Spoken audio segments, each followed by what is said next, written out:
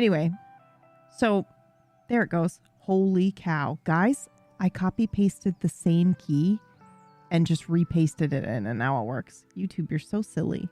You're so funny. Okay, so anyway, I had the patches and those were crazy, but it made me super grateful for my Robax, and that I will absolutely, because I don't usually take that very often because it will knock me the fuck out. But yeah, anyway, another random PSA. What was I saying? Oh yeah, so they don't have that instant espresso here. So while I was visiting Sisterberry, I saw it and I was like, oh, I saw that on the web, the World Wide Web, the WWW. I'll get some and I'll take it home with me. So I did that. And then yesterday I had some of this instant espresso. Okay. Now I need you to know that I'm trying something new with Dumb. Okay. Dumb is like, I want to do a Monster of the Week, X-Files meets Supernatural meets Dr. House kind of weird formulaic thing, right? Where we do a Monster of the Week every episode or so, or every couple episodes. So I'm basically like running a one shot every week is what I was going into the show. Like, you know, it would be cool if I could do a one shot every week, but also it would be, you know, better for me if it was like, you know, every couple of episodes or, you know, whatever. Just because that's way easier on me, right? So I need you to know that it was like, I mean, this whole show was kind of, it's been a little bit of amorphous here while I try to figure out what it is that I'm doing.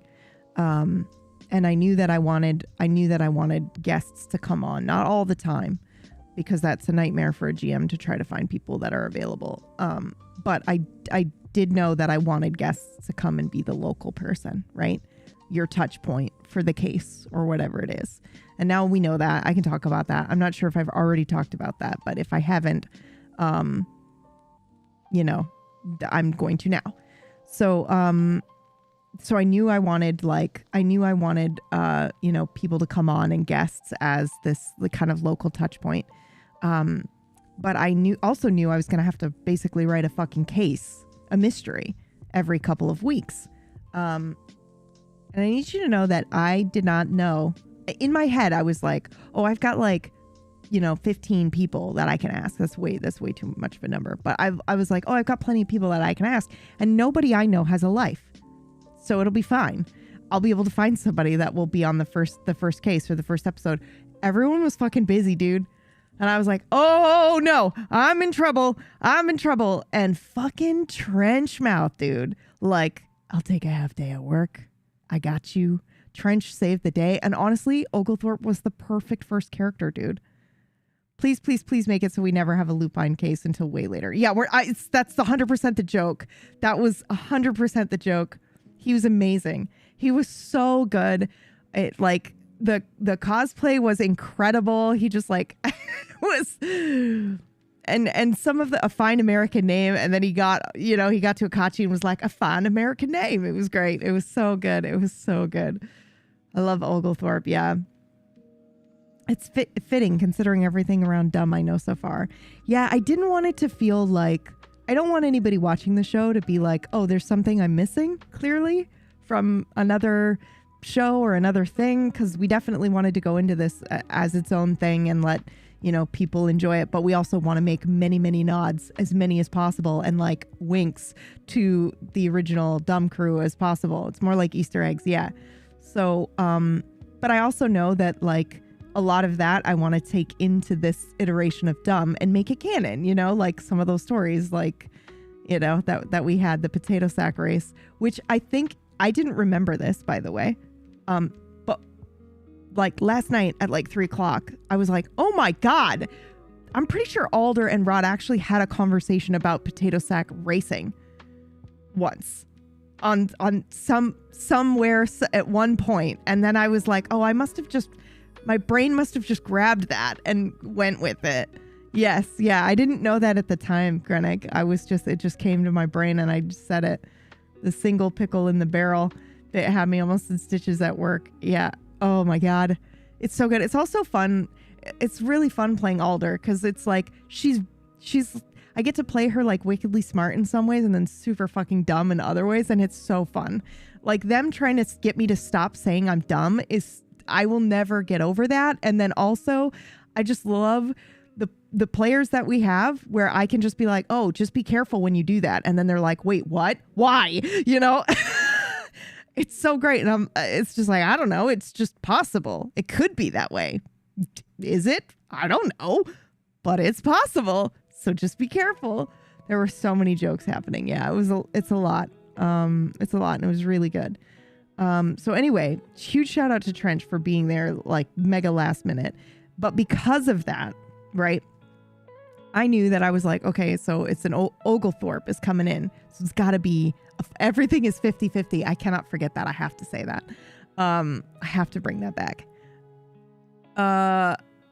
Yeah, we have at least two characters that will be like, what are you talking about? That's no. But you know what's so interesting about that everything is 50-50 is that there's actually like a philosophical perspective that is like that. It's just everything is 50-50 is not the right term for it. You know, it either is or it isn't is kind of this whole vibe. So it has some wisdom to it, which is what makes it so enjoyable. Building superstitions, precautions around using certain words, which is very fitting in your games. I love it. Yeah, it's so good. And also it's like, you know, I really, really, really get to return to, you know, the world of Nocturne and PBU in a very heavy way here. Like we did a little bit with Deathless, but it was they were so enclosed in their little area that they didn't really explore much. So I'm excited to be able to do that here. And so many jokes are cropping up too. Like, I think I have to do that now. I think every guest has to play the waitress in the local town as well. I have to put them on the spot and be like, okay, you're the waitress and all the waitresses are named Flo. Let's go. Apparently we shouldn't say Gary. Well, Gary is a name of power, right? You just need to say his name 3 times. Yeah. The 3 days of Deathless. I can't get over it, dude. I can't get over it. So anyway, I'm snoozing the ad break as best I can. So if you're new here, I apologize. I'm trying. I'm doing my best.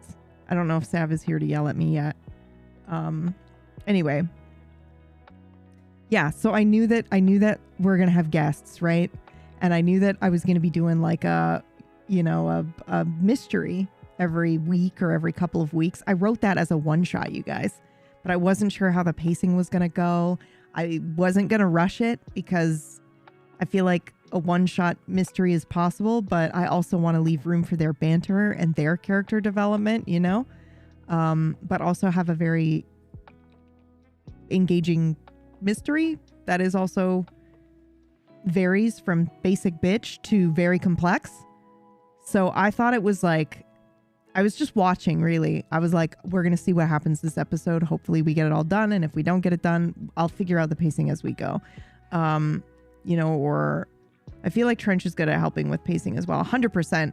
So I messaged him like towards the end there, and I think we said this in the green room, but I messaged him at the end there and was like, I don't, you know, like we have 30, 40 fucking minutes left, dude. And I don't know, are you free for like, would you be able to come again for next week? Because that will change everything, whether I try to rush it or whether I just let it go and cliffhanger us. And luckily, he's gonna try to be there for next week as well. So it was a perfect cliffhanger. It was right.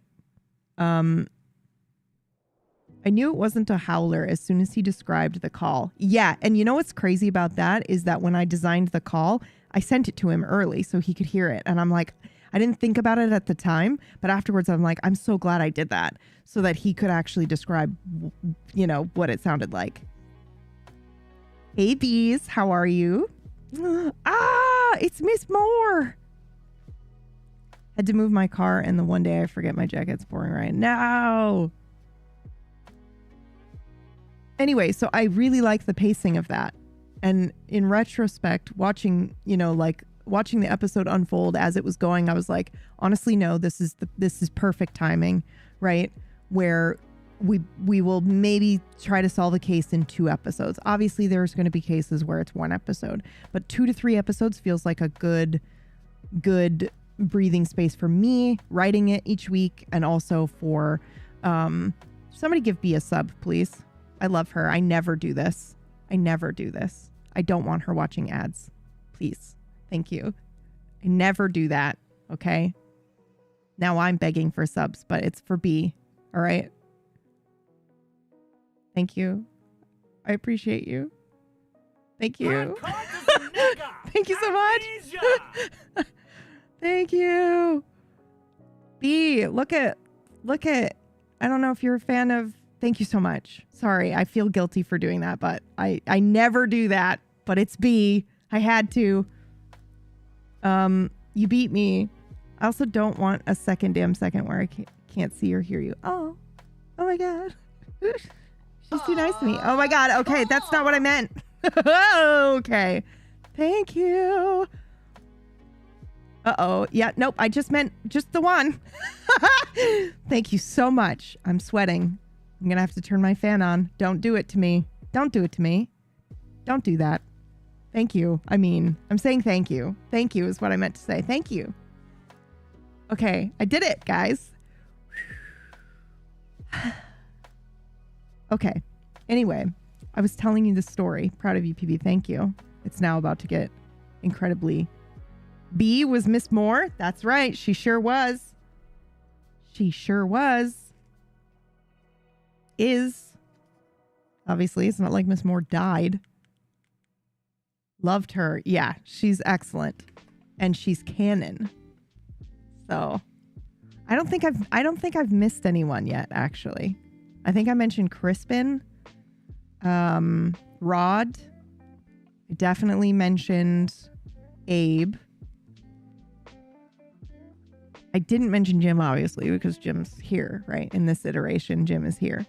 But yeah, I think I grabbed everyone, and obviously Miss Moore. So I was telling you the story, okay? So I get this espresso. Jesus Christ.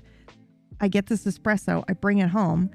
And, oh, that's right. That's why I was telling you about the way that Dumb is structured. Because I needed to tell you that...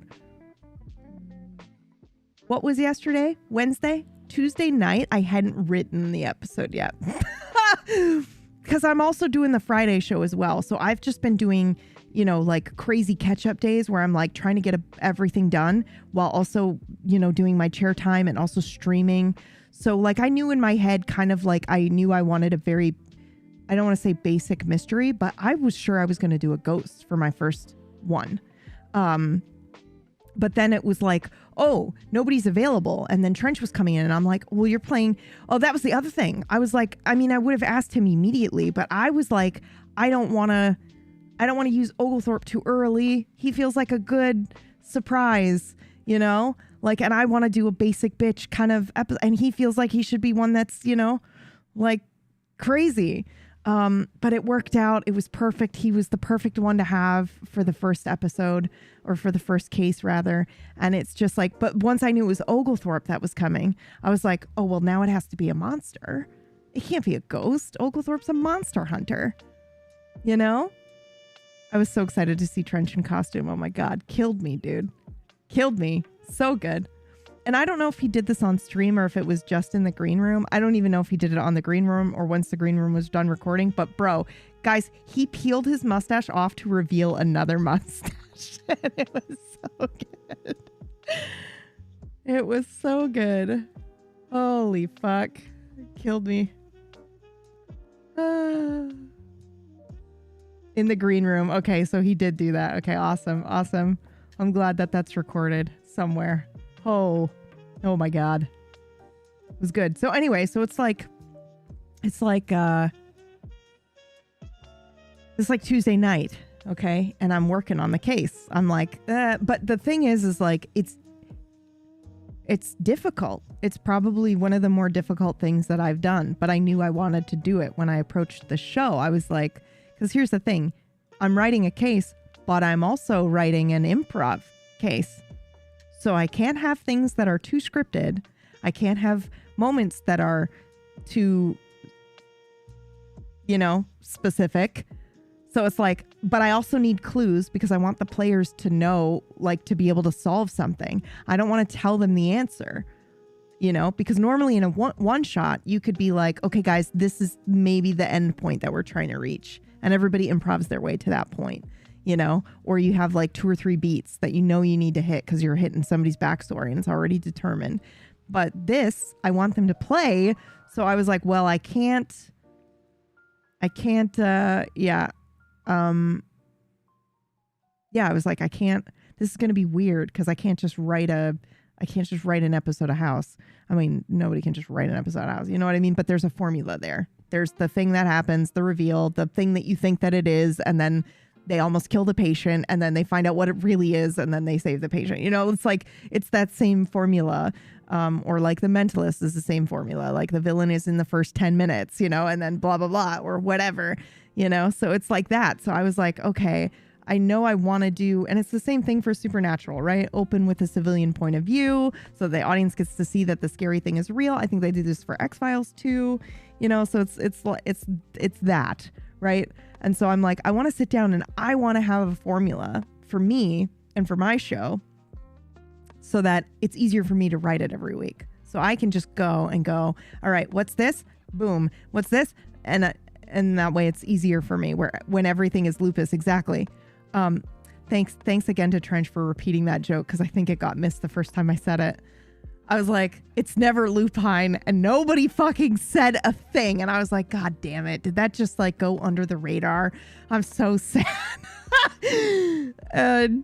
Trench repeated it for me a couple times. Made me happy.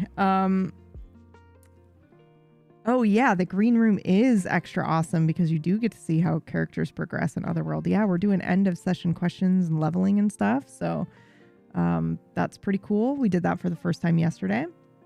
Ooh, really? Yes. So very cool. It's also just neat to see.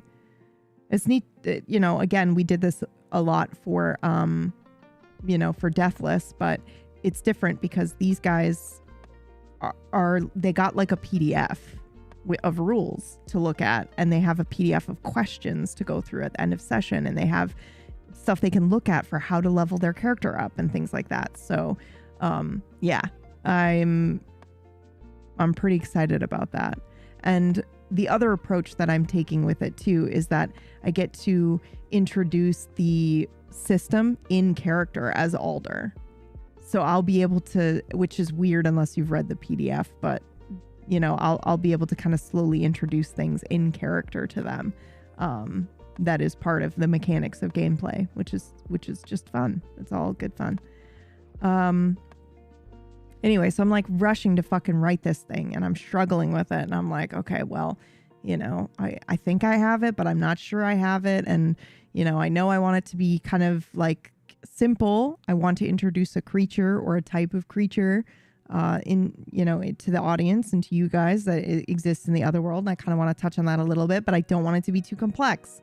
And it's never lupine, so it's never going to be a werewolf or anything like that for a very long time, maybe, you know, like that kind of thing. Like, so I know these things, but I'm just not sure, you know, what, you know, what it is or what I'm doing and if this is going to work. And, you know, like, but it worked beautifully, guys. It was crazy. They were actually like, they were solving it. They were asking the right questions. They were being detectives. It was very cool.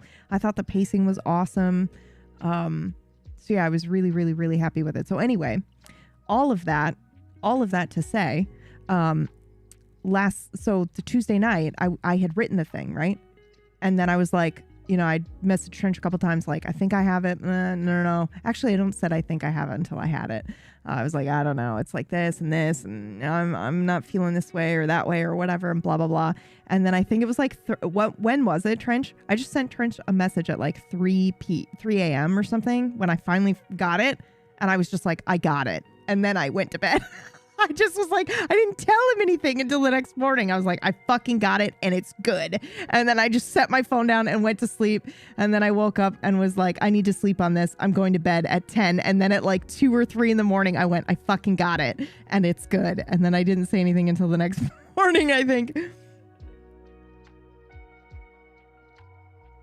And then at 1 a.m. you said, I got it. Yeah. Yeah. Good shit, man. So anyway, that was Tuesday night, right? And so Wednesday morning, so obviously when you have the show idea, right? And now you have to go do the production prep for it, right? So I knew what the thing was. So now I need audio. I need to make the sound that the creature makes. I need to do all this other stuff. I know generally where they're going to be. So I have to like go source sound. All that shit happens. And if you guys have been watching, the Friday shows on Table Story where we kind of just shoot the shit, we talked about this a little bit where it's like Whack and I prefer to do a significant amount of our work the day of the show because our brain is in the show space. So I'm like sourcing music. I'm doing shit. I have a long list of things to do because I didn't know what was happening this episode until last night, right? And so I'm like doing this. And then all of a sudden I see, guys, listen, I can't begin to tell you the feelings that I had. I think this railroaded me for 2 hours or something. Hold on. I'm going to put it up on the screen. You guys are, what is she talking about? Okay. I'll tell you what ruined my life. All right. A London-based publishing house named Folio Society ruined my life yesterday by announcing a limited edition. Okay. Hold on. What are you doing to me? Reject all cookies forever and ever and always. Don't fuck with me. All right. And I saw it and I went, oh, I'm buying this immediately. Okay. I was like, yep. No hesitation. Is it gone already, guys? Guys, it might be gone already. There were only 30 copies left yesterday. Oh no. Oh, my heart. I'm feeling some things. Hold on. It might just be undersigned limited editions. Is it gone? Is it gone?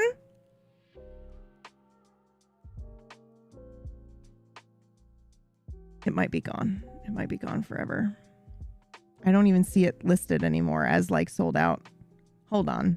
That can't be correct. Really? No way.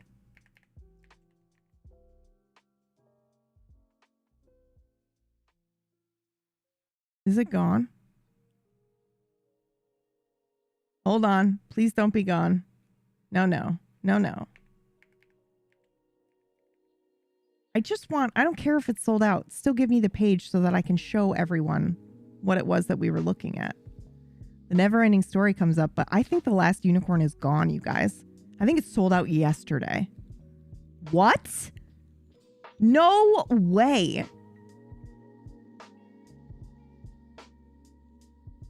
It's like you can't even find the page anymore where it says sold out or anything. Did I imagine this? Did this book even come out? Did this even exist yesterday? Did I imagine the whole thing? What website does that? What was it? It was a limited edition, it was illustrated, beautiful version of The Last Unicorn. But what website does that where it doesn't say sold out and lets you still look at it and go, fuck, I should have bought that. It existed, right? Am I crazy? I found the page all out of stock. No way. Good thing I fucking bought it, dude. I did it. Tuesday, I did it. I did it late last night. I bought it and I've never, and it's so much money, you guys. It's like $1,000 book. And I cannot believe I did that. I have never done that ever in my life. And I was like, I will have serious fucking regrets if I do not do this. What? Okay. It was like 1,000 Canadian dollars, which is like $600 US. It's a very expensive limited edition book, you guys. I'm not even a book collector. I don't collect books. I don't even think I haven't spent that much on a keyboard, you guys. What was I thinking? I almost messaged you Tuesday. I just did it. I was like, you know what? I'll figure it out. Okay. Fucking got vet bills, dude, but I will figure it out. Late to be like, I bought books just because the cover was sexy, though. Not a $600 book, dude. That's crazy. You're a collector now. Yeah. Listen, okay, that's a pricey book. It's signed by both the artist and the author. Like, I know this weird lore around the author as well, in that for a long time they didn't get any royalties or any I want to say it's like royalties and stuff from the film. He had a hard time like fighting back to get rights of his own fucking work. And so there's like so much lore around this author and stuff. So you know, you'll have to show it off when it arrives. I absolutely will. But here's the other thing, you guys. Like I'm sure it's from a place of, you know, in a year, I'm going to look back on this and be like, it's Myrgles' golden spoon. I don't know if I ever told you guys this story, if she's ever told you guys this story where she bought like a $100 golden spoon or something by accident, for like mixing stuff. It's like that. It's like that. Except not. Like if I look back, I'm going to be like, oh, you were mega stressed, dude, you know, and you just had no brain and you went, I don't care. Whatever, life's short. I could die tomorrow. You know, and you have huge regrets now. So yeah, but I don't, surprisingly. I must be in shock. You know what? The best thing to happen is that it's fucking sold out today. Are you kidding me? Because I was going to bed like, if it's there in the morning, it's fate. Okay, I'll just deal with it in the morning. Because here's the other thing, guys. I've had like an identity theft thing happen as I was crossing the border coming back here. So like my card doesn't, I had to cancel my credit card and everything, right? So Canadian money isn't real. No. It's just that, you know, it said $900 Canadian dollars. And I was like, are you kidding me? Like I was like, I'm going to buy this immediately. I saw the price tag and I was like, if it was only $200 cheaper, I would maybe consider it. I would maybe do it. The love I have for this book, or for the story rather. Anyway, so I'm like, so I didn't have a fucking credit card, right? 900 Canadian dollars is 641 US bucks. It's crazy. Okay. Anyway, so I'm like, I don't have a card. I can't even buy it if I wanted to. All right. And then I went, you know what? I'll call my card company in the morning and I'll see where my card is. My new card is blah, blah, blah. I'll check all this stuff, blah, blah, blah. And I'll see if it's there in the morning, I'll do it. And it was full on fucking the ring. Why shouldn't I keep it? Like in my ear. It wasn't like that, obviously, because that's like scary shit. But it was more like, you know what? Fuck it. I knew the second I saw it, I was like, man, I want that. I love that. The value of it will only go up. I'm not buying it for that.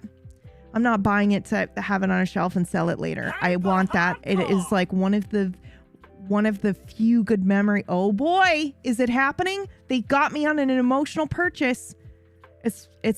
I have very fond memories of that film with Sister Barry and I growing up in some very dark periods of our childhood where that movie was like the tits. One book to rule them all. Yeah, and the illustrations were perfect, man. The Red Bull illustration is just like, just if you ever regretted it. I don't. The second I did it too. So here's the thing. I went to the website. So the thing was like whispering in my ear. I was like, you know what? I think I'm going to do this, guys. I think it's already decided. I think I've already decided. And I'm just going to do that. And I think somebody had said to me, I think it was Trench. Trench said this to me. He's like, if you hadn't just, you know, got Sister Barry PS5, because I did, this is how I know I'm in a serious danger stress zone, right? Well, okay, I say that, but I don't regret that either. And I know I just suffered a huge, like, familiar loss, right, with my cat, but it doesn't feel like that. And everyone says that in the moment. It doesn't feel like I'm doing it out of that. I was playing Final Fantasy with my sister, okay? And you guys know that she had a fall and she's disabled now. Like, she walks with a cane, right? So I'm playing Final Fantasy with my sister and she's on a PS4, okay? And she couldn't keep up with the hunt trains. Do you guys know what those are? So it's like a mob of players will go around the map together on like a choo-choo train and they'll kill the big high-level mobs or the big high-level thing and get credit for it. And then they move on to the next one. And it's fairly fast. And so we were trying to do a hunt train and this was like a couple of days before I was going to go and see her. So we're doing a hunt train and she couldn't keep up because the load times on the PS4 were too long. And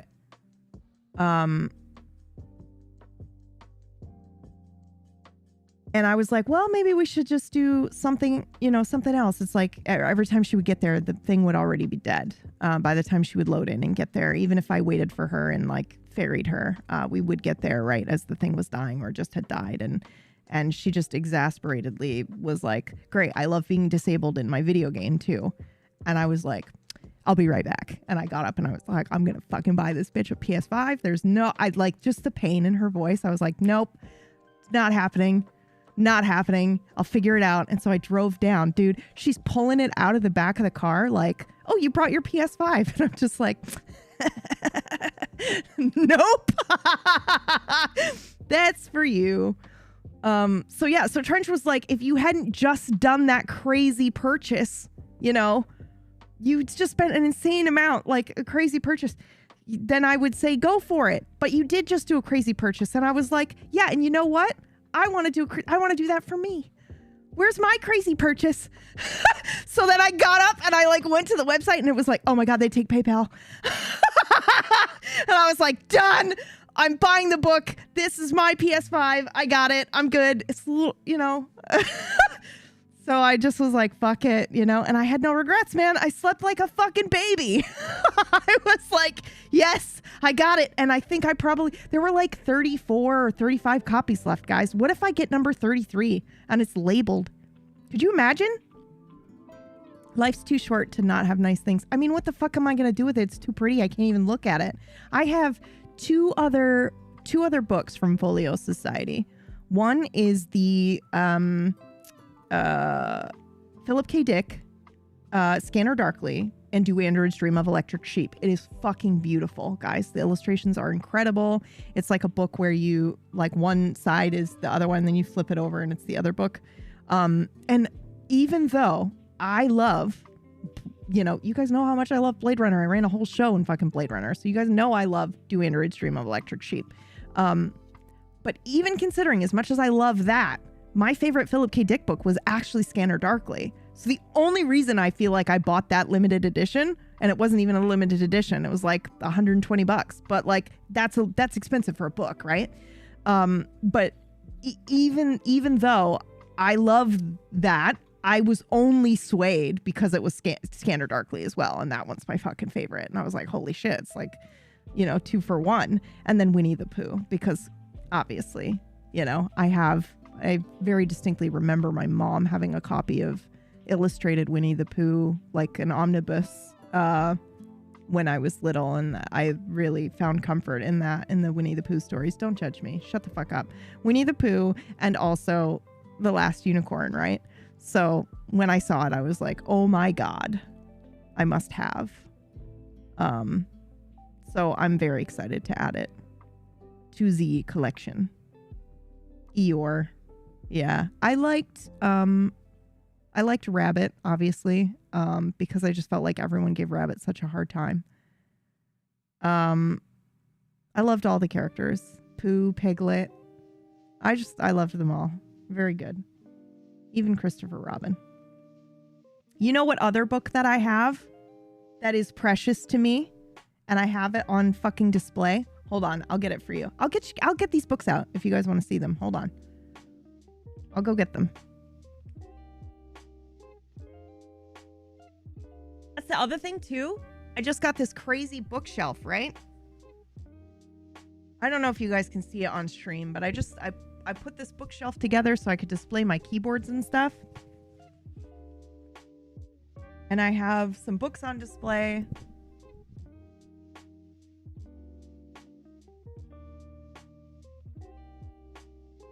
Body is broken.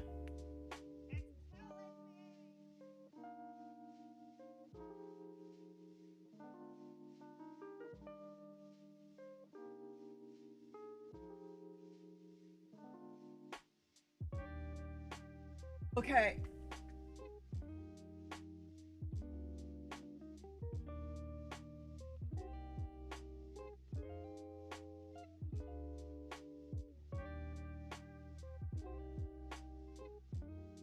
Oh wow, both were technically like in reach, and now I'm just looking at the other editions I've got here.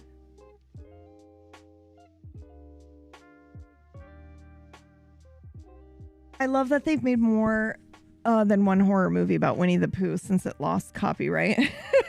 Oh, man.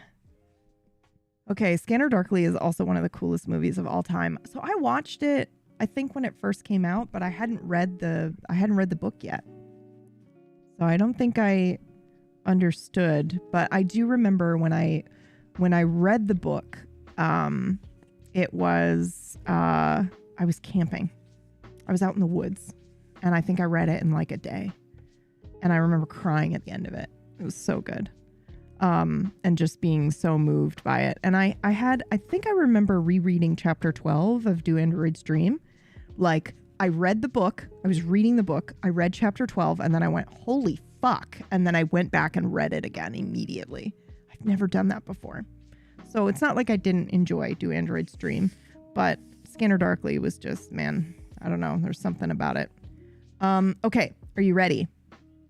This is the box that it comes in, that you keep the book in, right? And this is the special edition, not limited. Oh man, you're not really going to be able to see it very well. Are you fucking kidding me, dude? Shut up. The art is so good.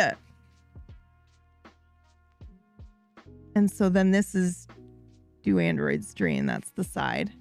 Now, yeah, sick. Yep. It's not, man,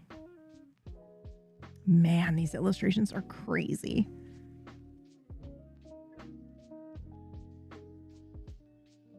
That is a pretty book. Yes. Is the cover textured? It is. Oh man, it smells so good, dude. It's got that book smell. The paper is archival paper as well. I mean, this website is for people who collect books. I don't, you know, but I do. Well, I guess I do now. I have a couple, right? Oh my God. The illustrations are so good.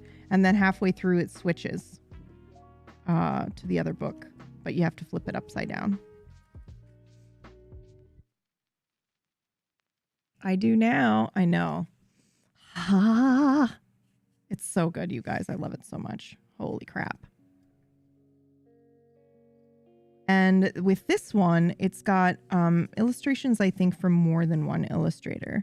But does anybody have a link to the sold out page of The Last Unicorn? I'll show you guys what it looks like because it's gorgeous.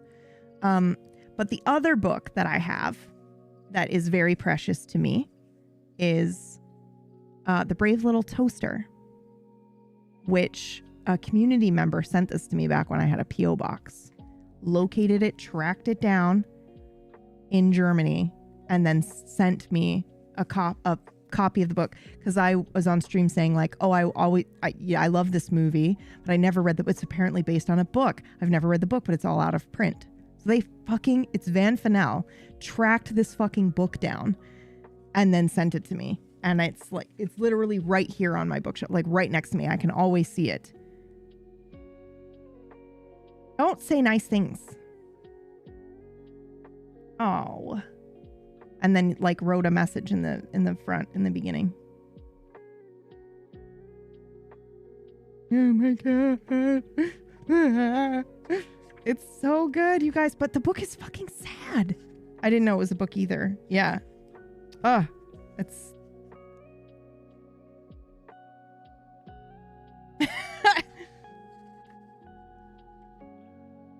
And there's art in here too. I don't know if you guys can see that, but fuck, amazing. Yeah. So yeah, I have this book too. It's very precious to me. Hardcover. A book hunt is so special. Yeah. Do they have the song Worthless in the book? No. No music. Man, that movie was crazy.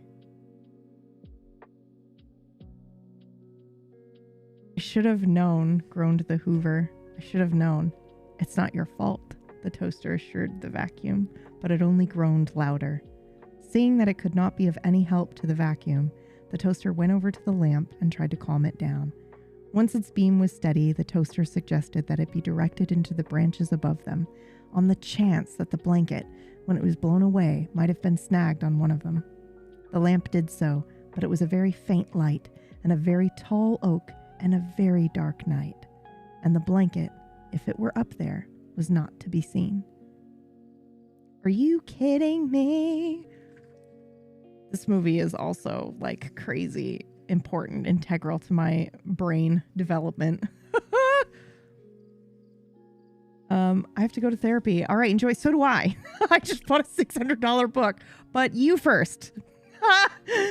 You first. No regrets, dude. No regrets. Okay, somebody put the link in here. Okay, Roar did. Okay, hold on. I got you. I got you. Thank you so much. Let me open this, and then we'll look at how beautiful it is, okay? I'll put it up on the screen so we can all laugh and enjoy my insanity. I cannot believe it sold out, dude. Man. Okay. Let me put it up here for you guys.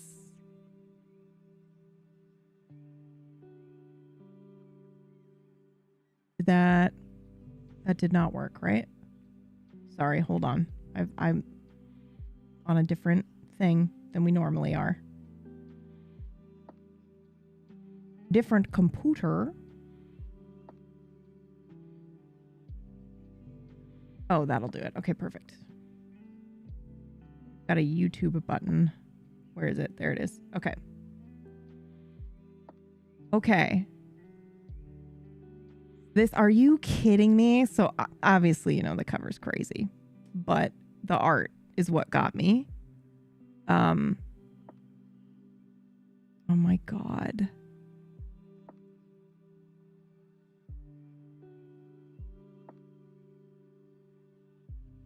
The Red Bull on the back, dude. Ah! Look at the fucking harpy, man. You guys see the art? Oh my Lord. Schmendrick!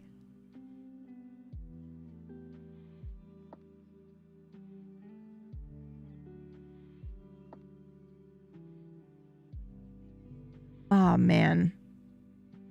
What magic. Oh, this doesn't even have all the art. Somewhere. Yeah, here we go. Oh my God. Guys, stop it. Please stop. Reject all cookies. Never again ask me. Continue on the current site, you lunatic. Oh my God. Okay, here we go. Here's some more of the art.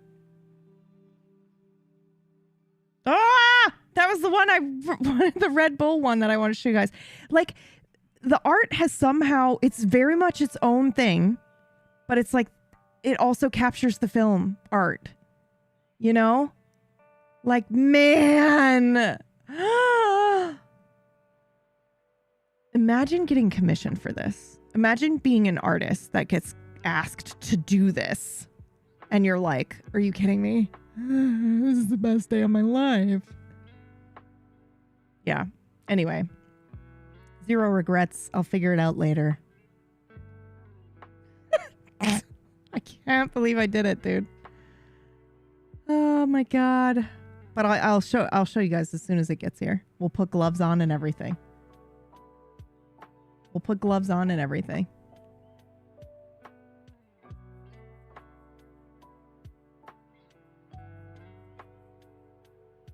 Oh, I wouldn't have the 33rd because there was only 33 left. Or 34 or 35 left or whatever.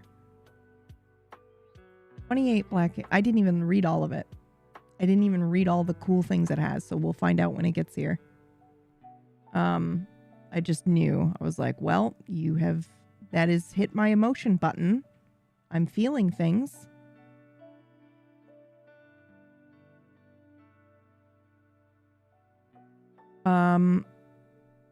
All right, let me scroll in. The bull was terrifying. Yeah, it was so good.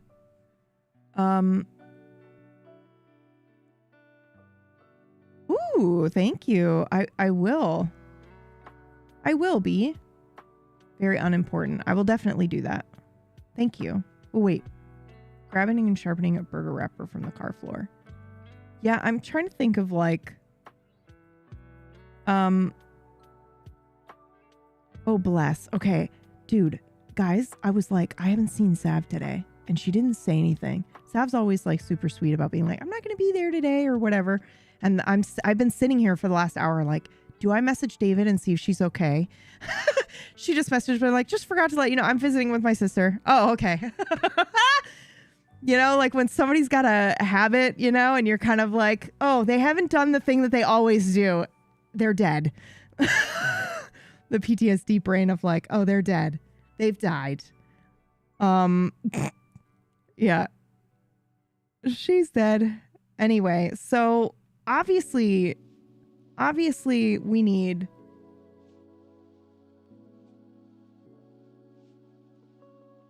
the thing I was just about to say just now. I was going to say something, we need something on dumb, and then I realized it'd be a very cool surprise. So I'm not going to do that. I'm going to shut up, and you're going to have to just trust that it'll be super cool when you are surprised, okay? Yeah, so I must be in like, there is a part of me that's like, oh, you're in a trauma zone right now, you know, with the, you know, like with the PS5 for my sister and, you know, this, it doesn't feel like it. But then again, also at like 2 p.m. or 2 a.m. when my one surviving cat came to cuddle with me, I started crying because I missed my other cat. I mean, obviously I'm very happy that he's cuddling with me, but he never used to cuddle with me like that. He's only doing it now that Pumpkin is gone. And towards the end, Pumpkin would come up late at night, like around that time, and would curl up like up against, you know, like my chest and my neck. And I just started full on sobbing. I was like, oh my God, I miss my cat. And, you know, it makes me feel bad because I'm like, obviously I love you too, buddy, but I also miss your brother kind of thing. So there's a part of me that's like, oh, I see what's happening here. But also, as of right now, I have no regrets. We'll worry about it later. You know, like, fuck it. Who cares? Life's too short. I'm so glad, man. The fucking, the feeling I got when I was like, is it sold out?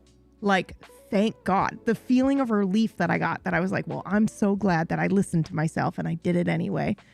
You know, like if anything is a, you know, kind of like reminder or a, what is the word I'm looking for that I can't find right now?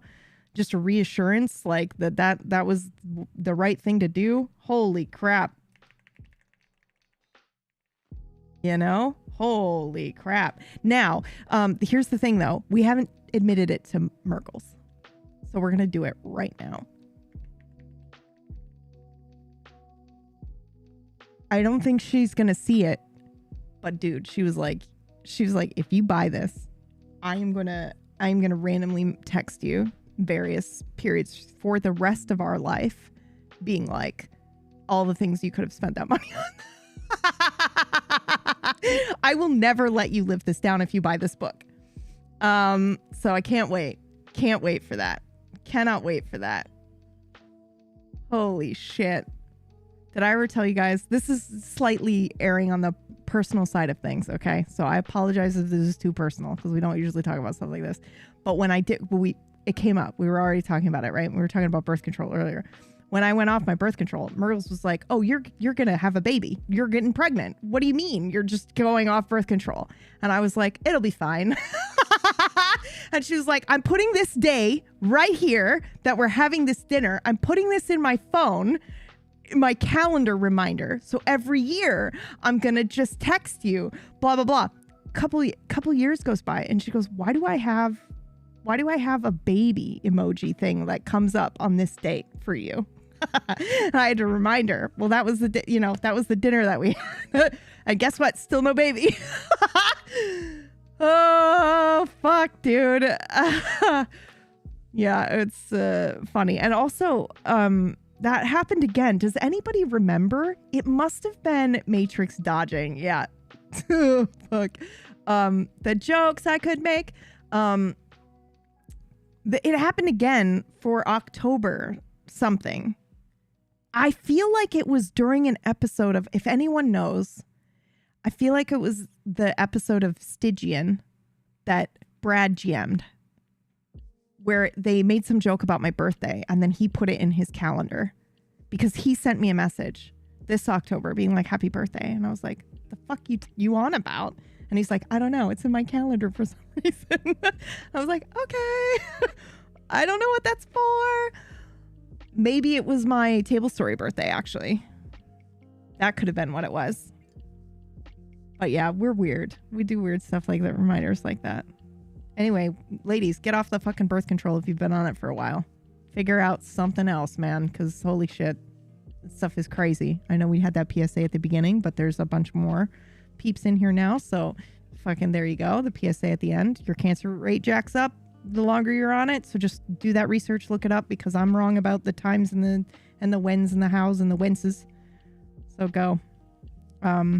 Yeah, anyway, that was dumb. This is dumb recovery. Oh, yeah. So the whole thing. Oh my God. Oh my God. I'm finally getting to the point of this story. With the espresso, right? Roll title screen. Bro, I cannot believe it took me this. I'm so sorry.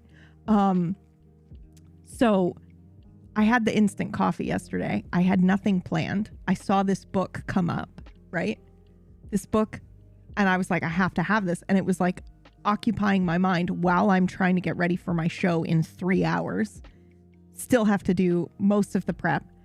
And there was a moment, you guys, when I'm drawing emotes. I'm drawing these fucking emotes of these characters. And I'm like, there was a moment where I said out loud to myself, bitch, what are you doing? You need to be doing something else right now, but you are hyper focusing on these fucking emotes when your show is in 3 hours. And I did the first one. I was like, Schmendrick, here he is. And then I was like, yeah, but I want to do another one. I want to do this other one too. Fucking crazy. I'm a crazy person. I am a crazy person. But anyway, they look great, and I'm uploading them into our Fallout slots. I apologize in advance for those of you who are in love with those emotes, but I need these. We must have them. All right, Stim is going. Oh God, David's gonna be so sad about the thumb. I'm sorry, David. I'm sorry. You see, you are the one that uses that one all the time.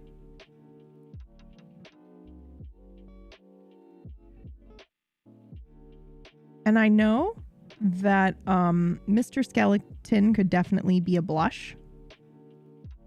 But I feel like we need, it's got to say wine, right? Because that's what he's saying when he in that scene. And then do we already have a smug emote? We do. I held you. Okay, hold on. Not you. You. So we don't have a smug one. So I'll do smug. The other option was magician. Some magician. I mean this wholeheartedly. I love how many tangents we went on to get on to the end of the dumb prep story. Yeah, I don't even know where that story was going or where it started. Oh my God. So cool.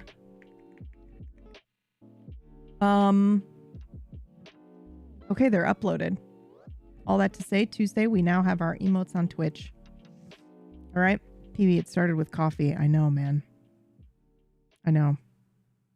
Hey, also, I have this book. Patrick Rothfuss, The Name of the Wind, right? It's a fantasy book. I have that on my to-do list, whatever. But apparently, he writes, this is like, The Last Unicorn is one of his favorite books of all time. And he wrote the introduction to this. Hello, Orcish. Welcome in. How are ya?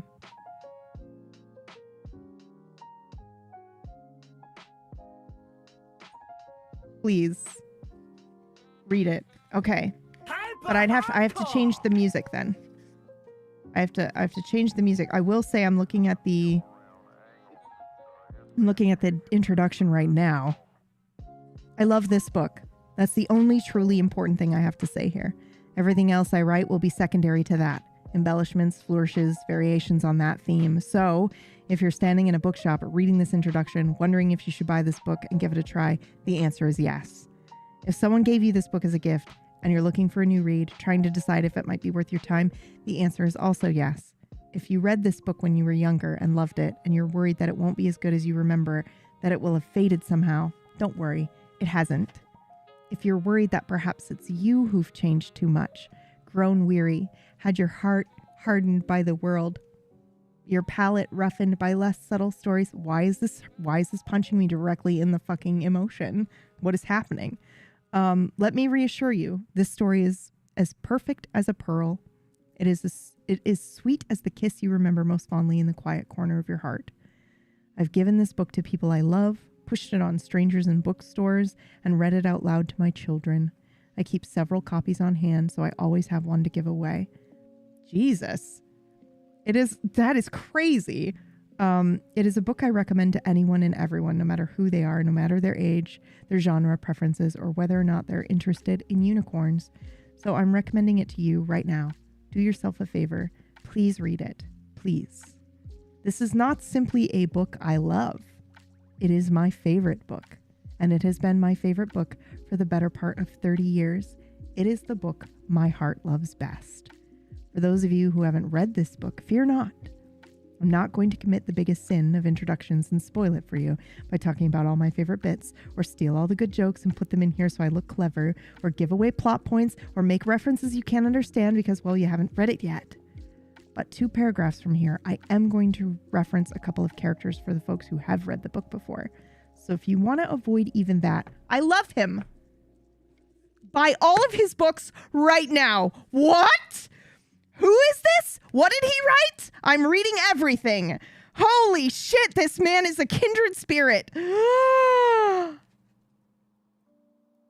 Holy crap. Okay, so if you want to avoid even that, you can skip to the next section.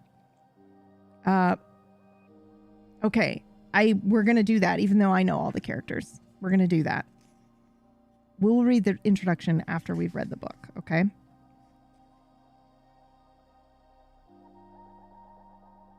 He's amazing, and he used to stream sometimes. What? Really? Okay, well, now it's time to go find his Twitch stream. Okay, also what I'm going to do is we're going to put on some music, and I will read to you a little bit of The Last Unicorn before I go for my swim. How's that sound? He's been on D&D shows. He played D&D a bit with folks on stream. Guys, stop it. Stop it. You're encouraging a deep dive, which sometimes borders on stalking. Don't do that. We have to read a book. It's The Name of the Wind one that I have to read first, right? He did most of that to support his charity. All right, Tuesday fucking Craig. Tuesday's like, we're going to play games with him. We have to. He's the best. Hey, Bill. How are you? Speaking of playing games. Okay, we're doing this. Are you ready? I think we're gonna go for this.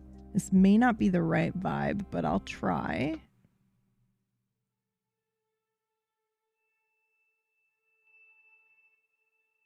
I also don't know if this is gonna get flagged. I don't know. I'm pretty sure that these are okay to listen to on stream, but I have no idea. So, and Sav's not here to save us. So, if you're here, excellent. If not, the VOD may get destroyed. How's the volume? Are we good? Yeah, I think it's good. Right? Hold on. Let me just look at the actual meter like a professional. Okay. That might get a little loud and I might have to change it. But the unicorn lived in a lilac wood, and she lived all alone. She was very old, though she did not know it, and she was no longer the careless color of sea foam, but rather the color of snow falling on a moonlit night. But her eyes were still clear and unwearied, and she still moved like a shadow on the sea.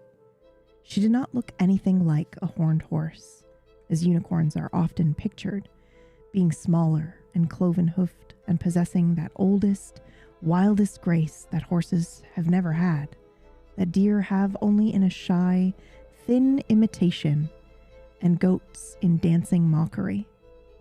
Her neck was long and slender, making her head seem smaller than it was, and the mane that fell almost to the middle of her back was as soft as dandelion fluff and as fine as cirrus. She had pointed ears and thin legs, with feathers of white hair at ankles, and the long horn above her eyes shone and shivered with its own seashell light, even in the deepest midnight. She had killed dragons with it, and healed a king whose poisoned wound would not close, and knocked down ripe chestnuts for bear cubs. Unicorns are immortal. It is their nature to live alone in one place, usually a forest where there is a pool clear enough for them to see themselves, for they are a little vain, knowing themselves to be the most beautiful creatures in all the world, and magic besides. They mate very rarely, and no place is more enchanted than one where a unicorn has been born. The last time she had seen another unicorn, the young virgins who still came seeking her now and then had called to her in a different tongue, but then she had no idea of months and years and centuries, or even of seasons. It was always spring in her forest, because she lived there, of course, and she wandered all day among the green beech trees, keeping watch over the animals that lived in the ground and under bushes, in nests and caves, earths and treetops. Generation after generation, wolves and rabbits alike, they hunted and loved and had children and died.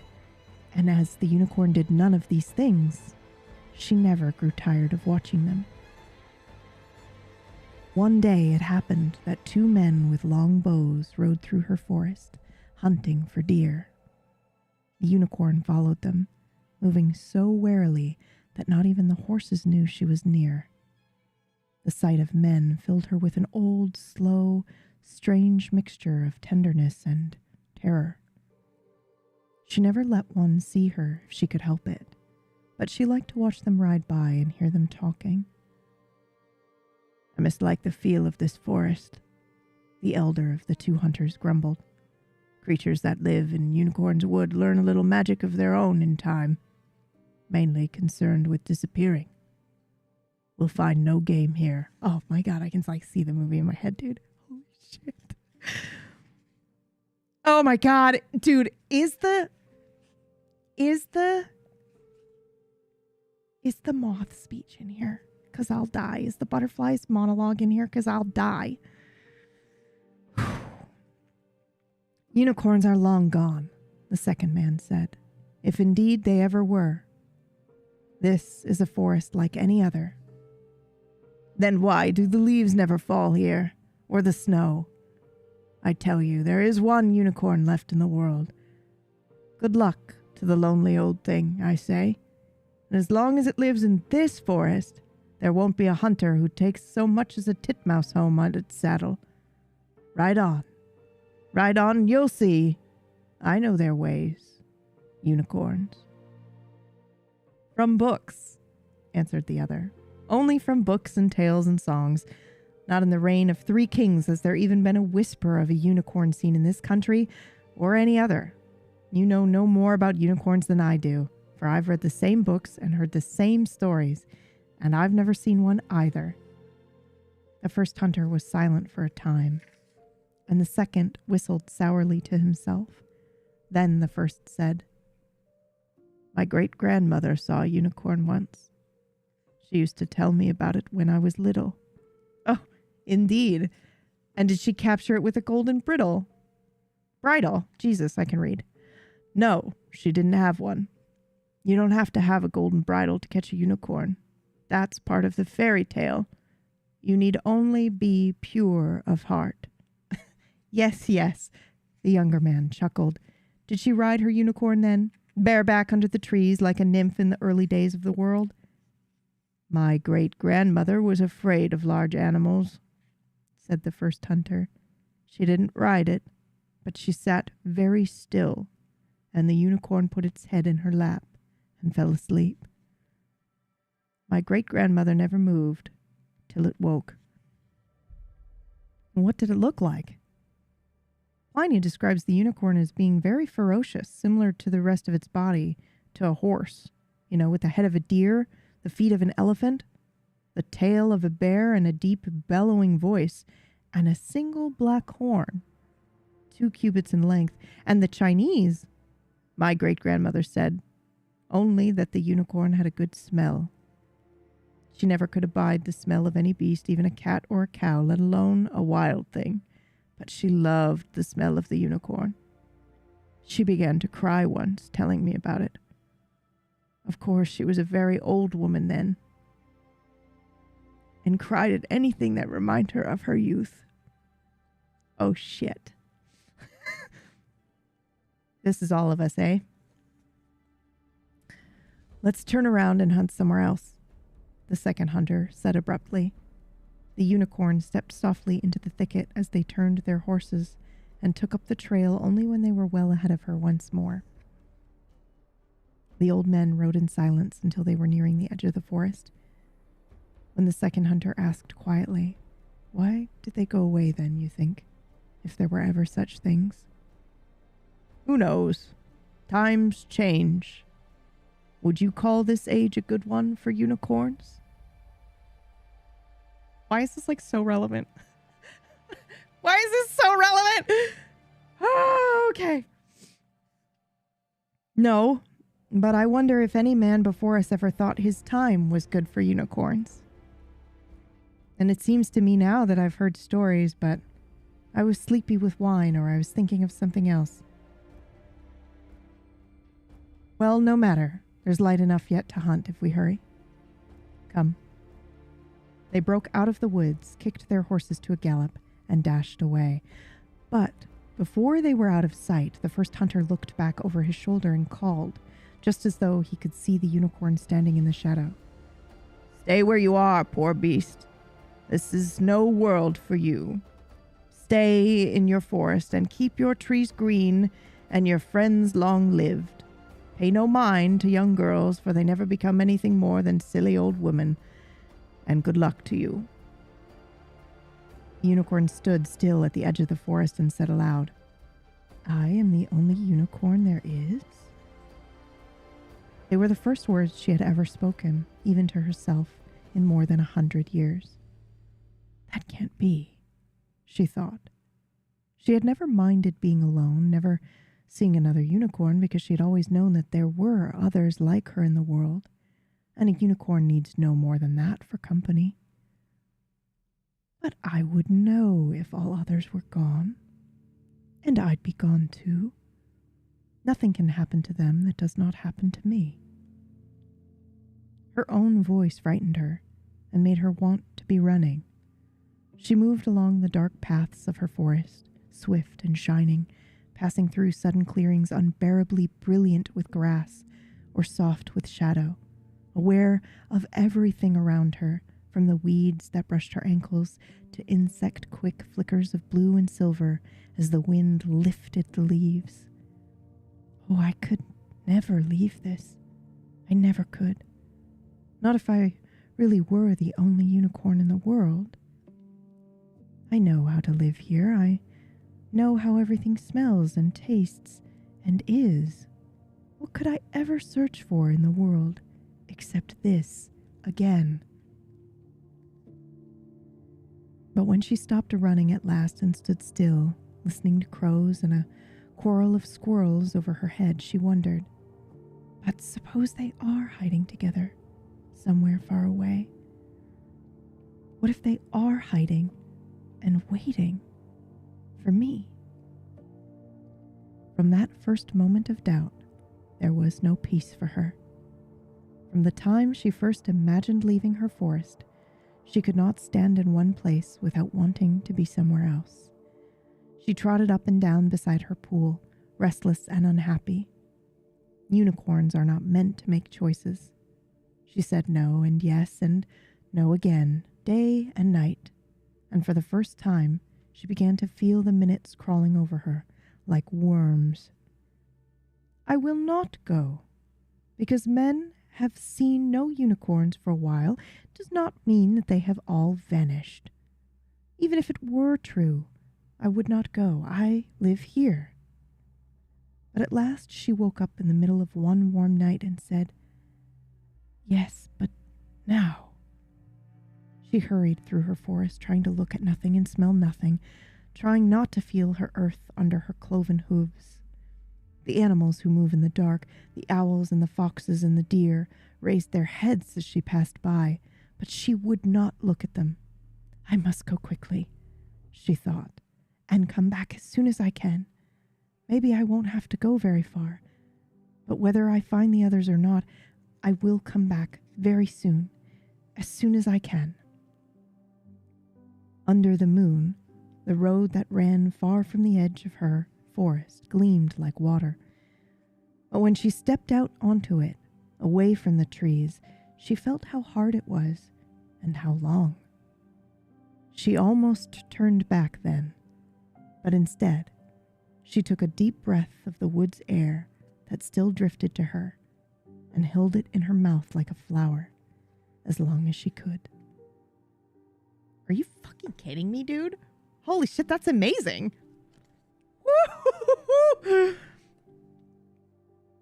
I'll read one more, okay? I'll read one. That was wonderful. I'll read one more. The long road hurried to nowhere and had no end. It ran through villages and small towns, flat country and mountains, stony barrens and meadows springing out of stones, but it belonged to none of these, and it never rested anywhere.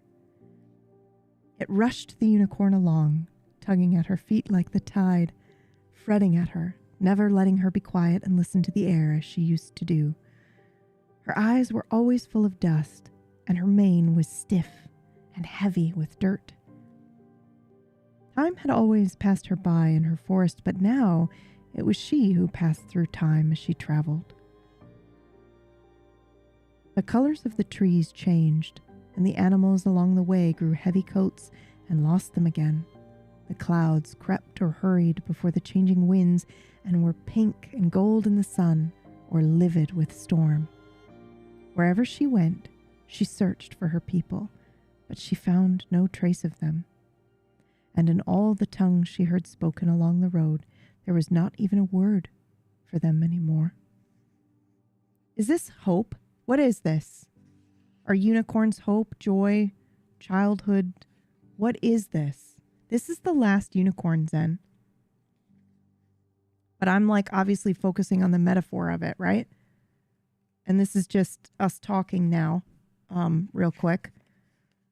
But you know, it's interesting because it to me seems like childlike wonder, maybe. Because she talks about like my whole life, I will just chase this, which is like what you hear people say when they're like, I chase my childhood. I chase after that feeling, that first JRPG I played, or, you know, the first time I did this, or when this happened and it was a good memory. You know, and this idea that fear almost stops her, but then she goes. And unicorns are immortal. You know, I wonder if that's like wonder is immortal. Curiosity is immortal if you let it, be. It's interesting. I mean, it could just be a fantasy book about unicorns, but obviously we know that's not true. We know there's more to it. Okay, sorry. I will keep going. Oh my God. Oh, I'm so happy. Oh my God, I'm so happy. All right.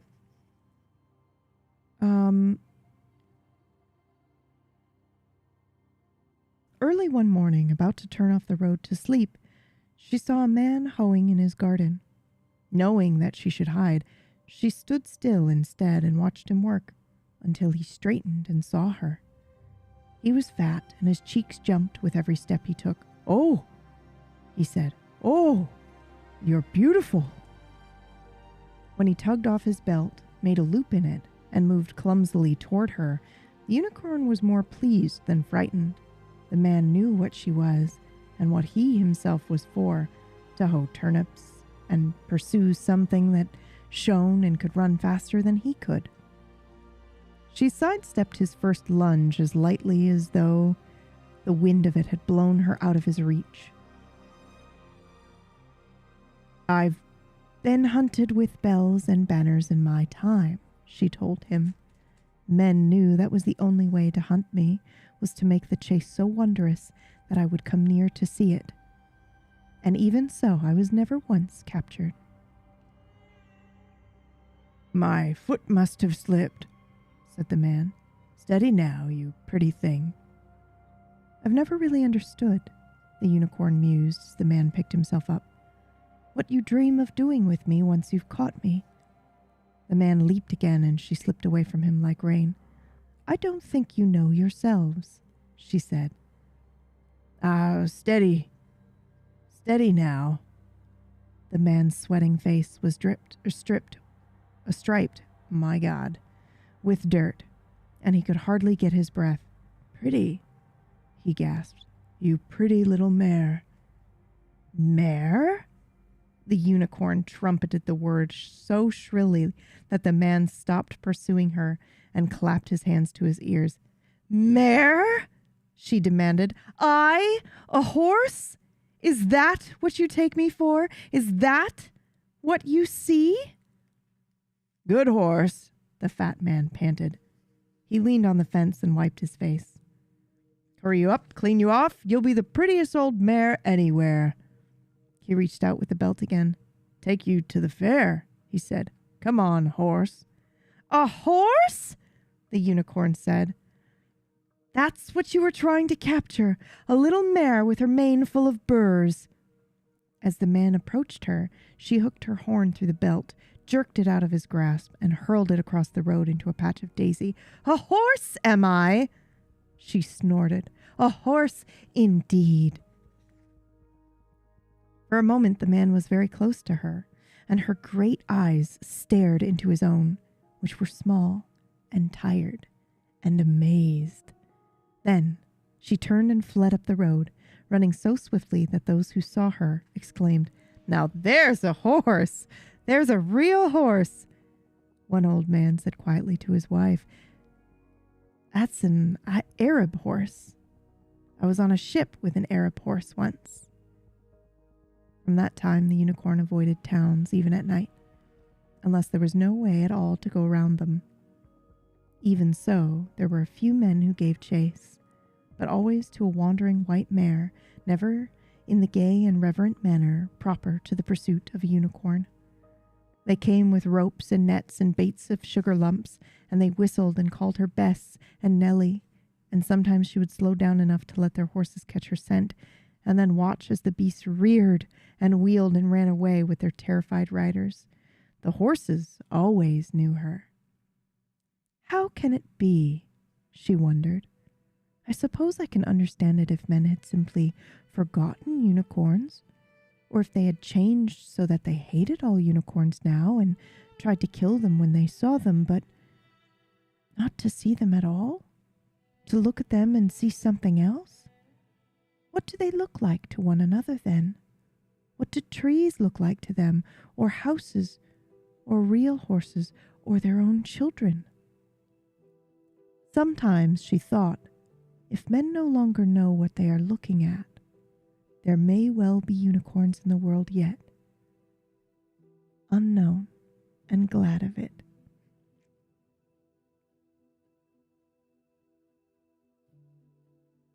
But she knew beyond both hope and vanity that men had changed, and the world with them, because the unicorns were gone. Yet she went on along the hard road, although each day she wished a little more that she had never left her forest. Then, one afternoon, the butterfly wobbled out of a breeze and lit up on the tip of her horn. He was velvet all over, dark and dusty, with golden spots on his wings, and he was as thin as a flower petal, dancing along her horn. He saluted her with his curling feelers. I am a roving gambler. How do you do? The unicorn laughed for the first time in her travels. Butterfly, what are you doing out on such a windy day? She asked him. You'll take cold and die long before your time. Death takes what man would keep, said the butterfly, and leaves what man would lose. Blow, wind, and crack your cheeks. I warm my hands before the fire of life and get 4-way relief. He glimmered like a scrap of owl light on her horn. Do you know what I am, butterfly? The unicorn asked hopefully, and he replied, Excellent, well, you're a fishmonger. You're my everything, you're my sunshine. You're my old and gray and full of sleep. You're my pickle face, consumptive Mary Jane. I think he sings this in the film. He paused, fluttering his wings against the wind, and added conversationally, Your name is a golden bell hung in my heart. I would break my body to pieces to call you once by your name. Say my name, then, the unicorn begged him. If you know my name, tell it to me. Rumpelstiltskin, the butterfly answered happily. Gotcha! You don't get no medal. He jigged and twinkled on her horn, singing, Won't you come home, Bill Bailey, won't you come home? Where once he could not go. Buckle down, Windsocki, go and fetch a falling star. Clay lies still, but blood's a rover, so I should be called Kill Devil all the parish over. His eyes were gleaming scarlet in the glow of the unicorn's horn. She sighed and plodded on, both amused and disappointed. It serves you right, she told herself. You know better than to expect a butterfly to know your name. All they know are songs and poetry and anything else they hear. They mean well, but they can't keep things straight, and why should they? They die so soon. The butterfly swaggered before her eyes, singing, 1, 2, 3, O'Larry, as he whirled, chanting, I'll not carry on comfort, look down that lonesome road, for oh, what a damned minute tells o'er who dotes yet doubts.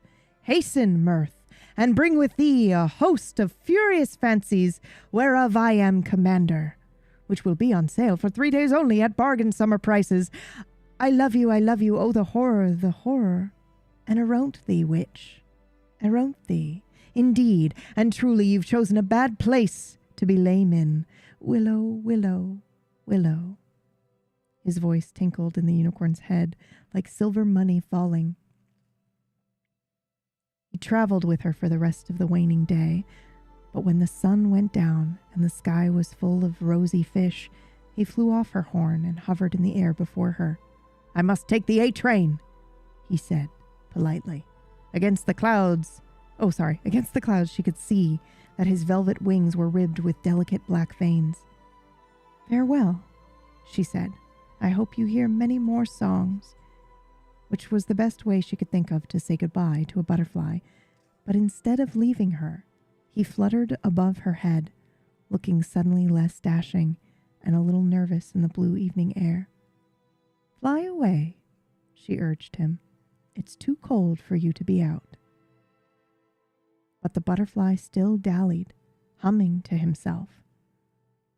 They ride that horse you call the Madoni. I forget how they say this in the film. Macedoni. He intoned absent-mindedly and then very clearly, Unicorn! Old French unicorn. Latin unicornis. Literally one-horned. Unus, one, and cornu, horn. A fabulous animal resembling a horse with one horn. Oh, I am a cook and a captain bold and the mate of Nacy brig. Has anybody here seen Kelly? Oh, fuck. I could hear it. Oh! He strutted joyously in the air, and the first fireflies blinked around him in wonder and grave doubt. The unicorn was so startled and so happy to hear her name spoken at last that she overlooked the remark about the horse.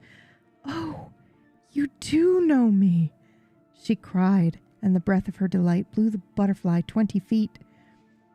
When he came scrambling back to her, she pleaded, Butterfly, if you really do know who I am, tell me, have you ever seen anyone like me? Tell me which way I must go to find them. Where have they gone? Butterfly, butterfly, where shall I hide? he sang in the fading light. The sweet and bitter fool will presently appear. Christ, that my love were in my arms and I in my bed again. He rested on the unicorn's horn once more, and she could feel him trembling. Please, she said. All I want to know is that there are other unicorns somewhere in the world. Butterfly, tell me that there are still others like me, and I will believe you and go home to my forest.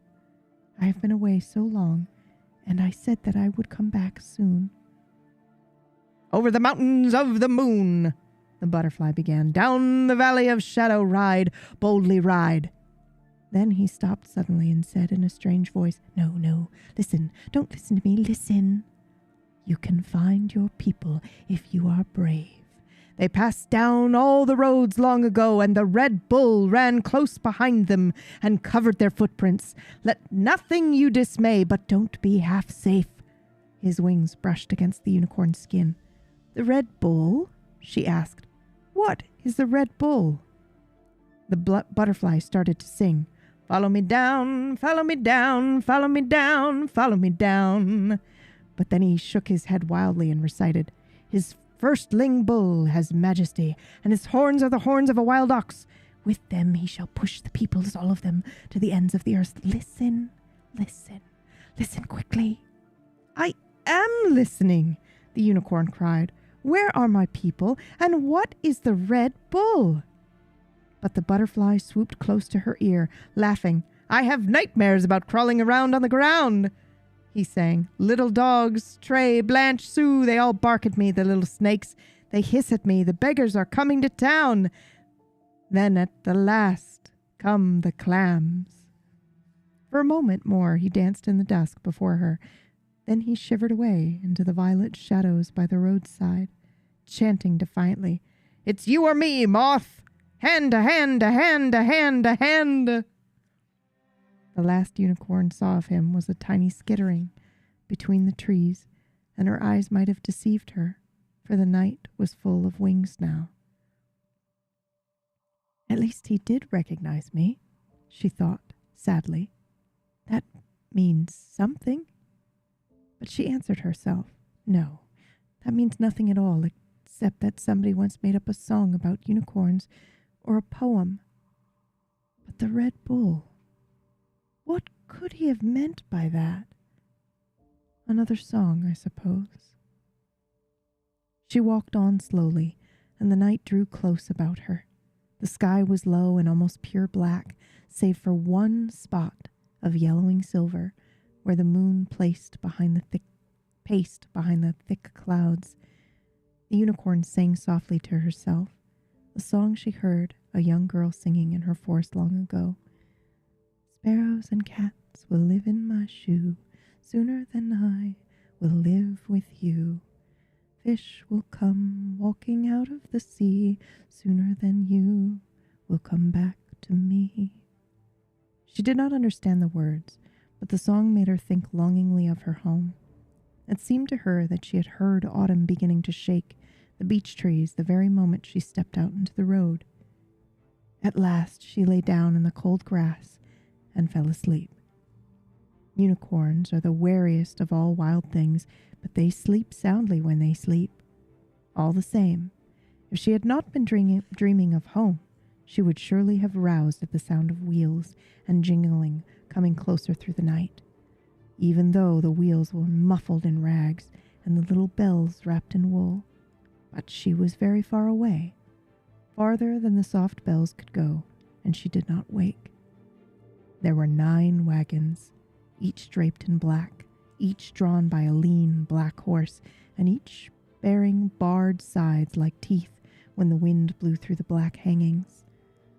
The lead wagon was driven by a squat old woman, and it bore signs on its shrouded sides that said in big letters, Mommy Fortuna's Midnight Carnival, and below, in smaller print, Creatures of Night brought to light. When the first wagon drew even with the place where the unicorn lay asleep, the old woman suddenly pulled her black horse to a stop. All the other wagons stopped too, and waited silently as the old woman swung herself to the ground with an ugly grace.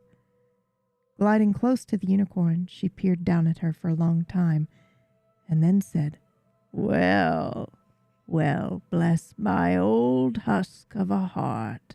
And here, I thought I'd seen the last of them." Her voice left a flavor of honey and gunpowder on the air. If he knew," she said, and she showed pebbly teeth as she smiled. "But I don't think I'll tell him." She looked back at the black wagons and snapped her fingers twice. The drivers of the second and third wagons got down and came toward her. One was short and dark and stony like herself. The other was a tall, thin man with an air of resolute bewilderment. He wore an old black coat and his eyes were green. "What do you see?" the old woman asked the short man. "Rook, what do you see lying there?" "Dead horse," he answered. "No, not dead. Give it to the manticore or the dragon." His chuckle sounded like matches striking. "You're a fool," Mommy Fortuna said to him. Then to the other, "What about you, wizard? Seer, thaumaturge, what do you see with your sorcerer's sight?" She joined with the man, Ruck, in a ratchety roar of laughter, but it ended when she saw that the tall man was still staring at the unicorn. "Answer me, you juggler!" She snarled, but the tall man did not turn his head. The old woman turned it for him, reaching out like a crab-like hand to yank his chin around. His eyes fell before her yellow stare. "A horse," he muttered. "A white mare." Mommy Fortuna looked at him again for a long time. "You're a fool too, magician," she snickered at last. "But a worse fool than Rook, and a much more dangerous one. He lies only out of greed, but you lie out of fear. Or could it be kindness?" The man said nothing, and Mommy Fortuna laughed by herself. "All right," she said. "It's a white mare. I want her for the carnival. The 9th cage is empty." I'll need rope, Ruck said. He was about to turn away, but the old woman stopped him. "The only rope that could hold her," she told him, "would be the cord with which the old gods bound the Fenris wolf.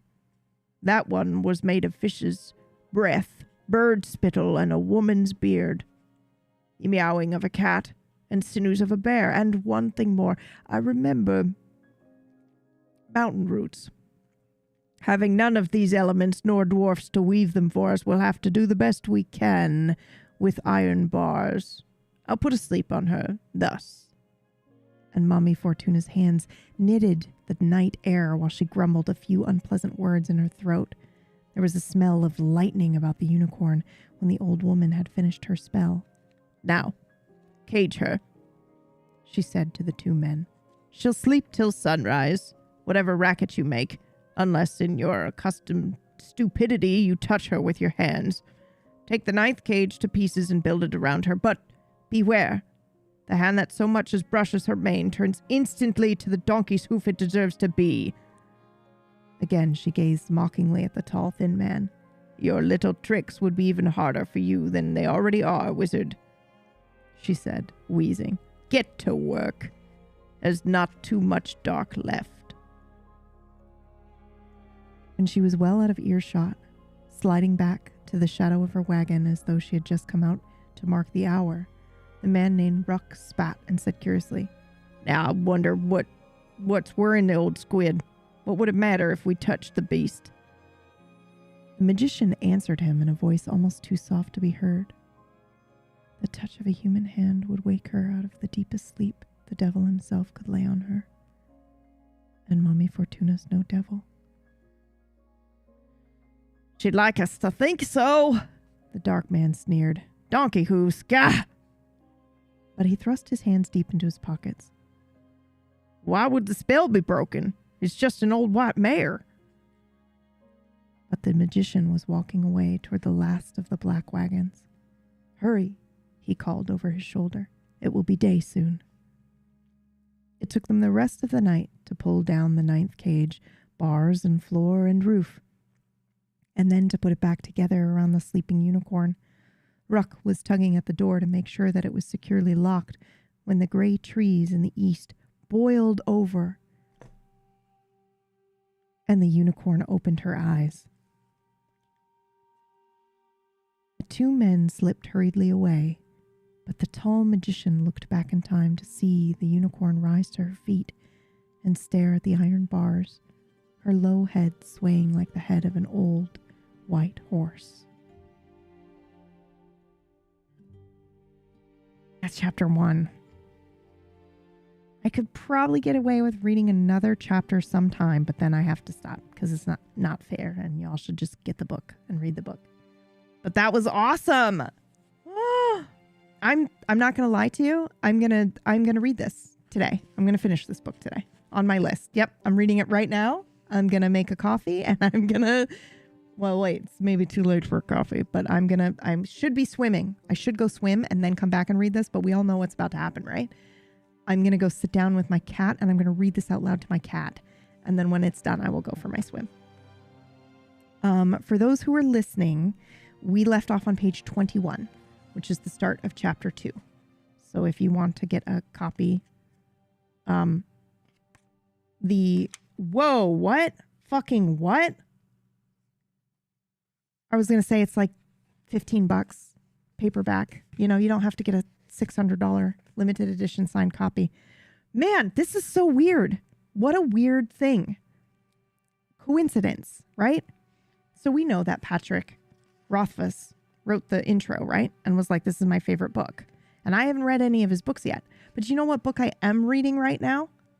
Where I definitely was like, man, this wizard has the feeling of wizards that feel like they used to feel for me when I was much younger, which doesn't make any sense to you. I'm listening to Tad Williams' book, The Dragon Bone Chair. And there's a quote from him in here. Peter Beagle is, in no particular order, a wonderful writer, a fine human being, and a bandit prince out to steal readers' hearts. Tad Williams. What? And the rest is The Atlantic, New York Times, Saturday Review, and then just Tad Williams. So cool. Man. Amazing. Mommy Fortuna's crazy. Should we just read another chapter? I can't. I gotta get up and stretch my back, guys. I'm sorry. I'm called Schmendrick, the magician. You won't have heard of me. Oh my God. Ah. Schmendrick! I love you! I love all the characters! Some magician. Tad Williams' Osten Ard books are fantastic. I like the way the audiobook narrator says Osten Ard. Every time he says it with such like ferocity as he says it. It's very good. It's the same guy who voices Raphael in Baldur's Gate, and all the voices are incredible. So I've been really enjoying that.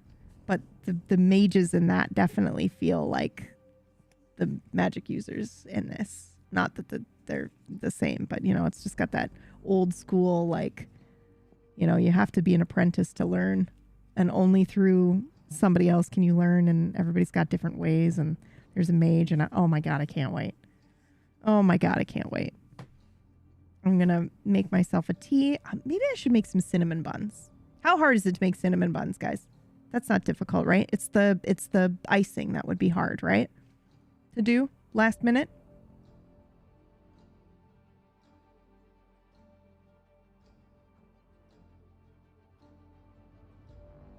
Icing is easy. Oh yeah, Trench will know. I'll just DM Trench. I'll be like, okay, walk me through making. The dough should rest overnight. Fuck that, Rolo. I want them now.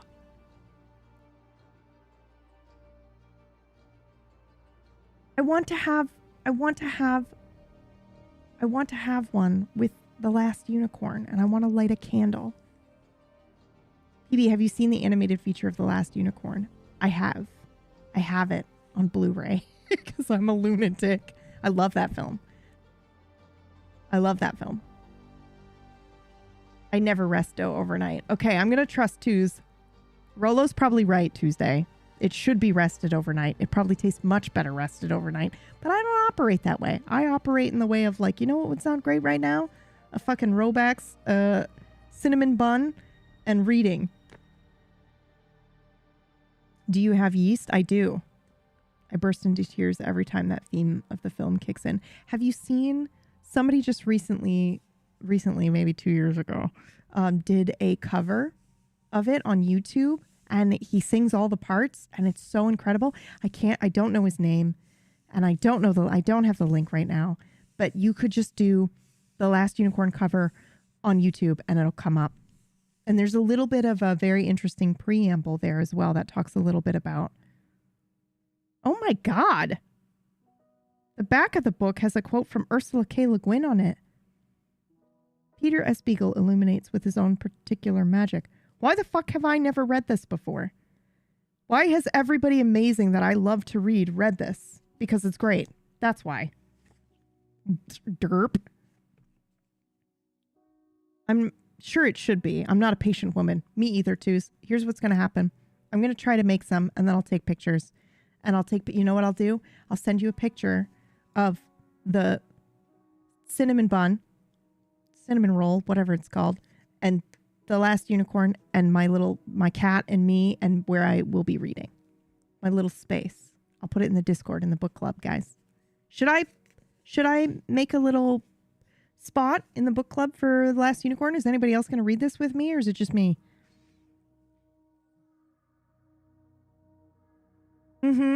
I feel like we should just do that at any time. So, is this about childhood wonder? Is this about hope? Is this about joy? Is this about it's got to be about childhood, right?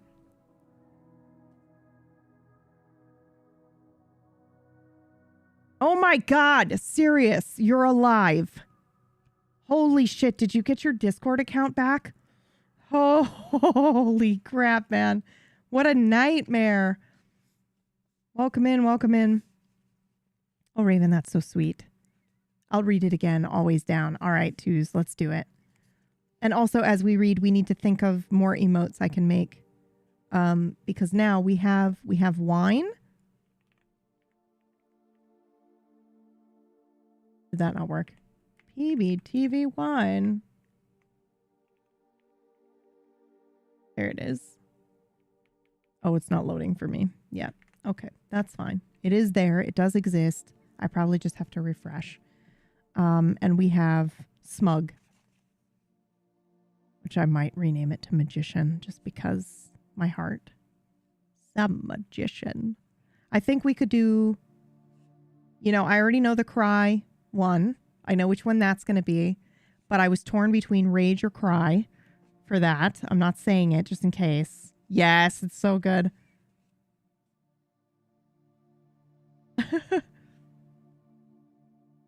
Yes. I don't know if that one's very readable, but I don't care. We know what it is. We know what it is.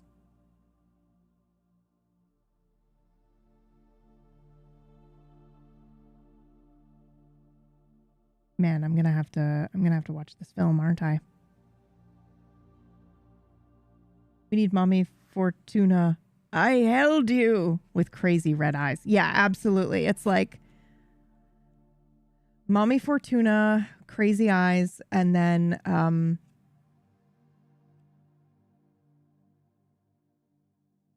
the other guy, right? I'm like trying not to spoil for those who just heard that for the first time and wanna read it or watch the movie.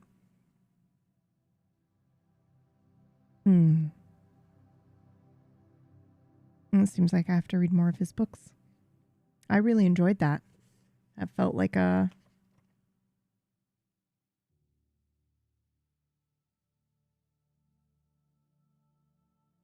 I don't want to say simple. It's not too flowery, Not that things can be too flowery, but I've been reading a lot of stuff where it's, heavily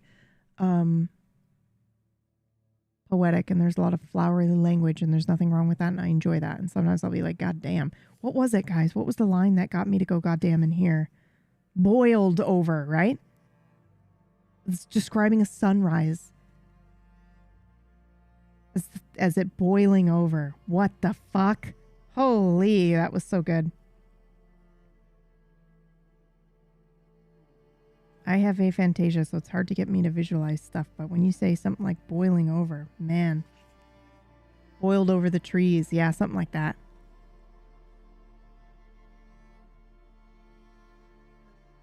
Oh my God, the Red Bull is on this cover. Oh, I didn't even notice. Oh my God, this cover is awesome. Can you see it? I can.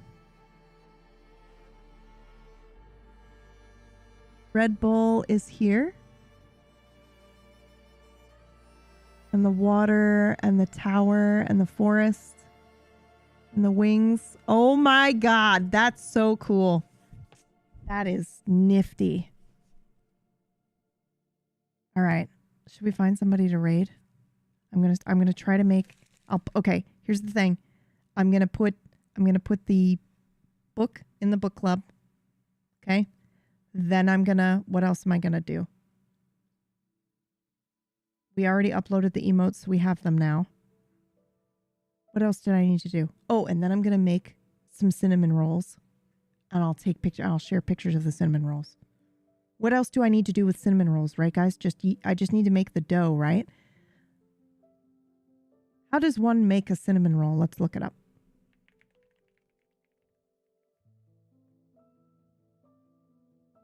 Oh no, don't you fucking dare. I hate sneezing. You're not going to do that while I sit in this chair. Thank you. My back hurts. Don't do that to me. Oh my God, those look amazing. I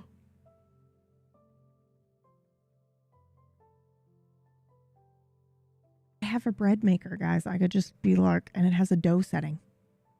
You know? Dough, cinnamon sugar, cream cheese icing. I have cream cheese. Do I have everything I need for once? I also have brown sugar. What else do I need? Guys, I have flour. I have yeast. I have cinnamon.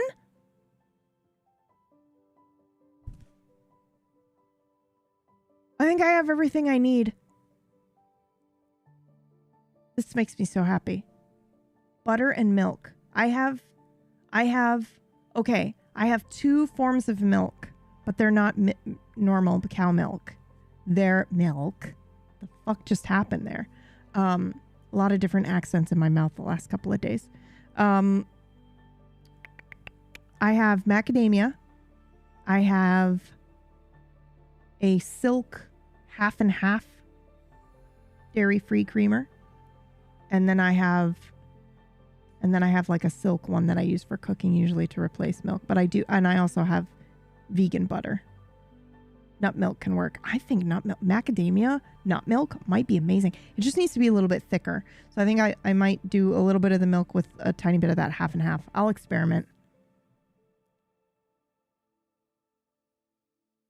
Look up vegan recipe to see if they change any amounts. Nah, I'm good. I've spent 15 years as a vegan. I can read a normie recipe and balance it out for the most part.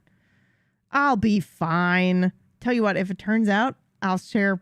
Well, that's not true. I stopped myself because we know exactly what's going to happen. I'm going to experiment. I'm going to throw shit in there and then I'm just going to eyeball it. You know exactly what I'm going to do. You know exactly what I'm going to do. And then I'm going to be like, fuck, I didn't write that down. Son of a bitch. And even though I've said it now, I'm still not going to do it. Worst case, it's a learning experience. Yeah, I love that about baking or cooking. I'm not vegan anymore, Weekeny. I feel badly. I don't want people assuming that I'm like, I had steak yesterday, for God's sakes.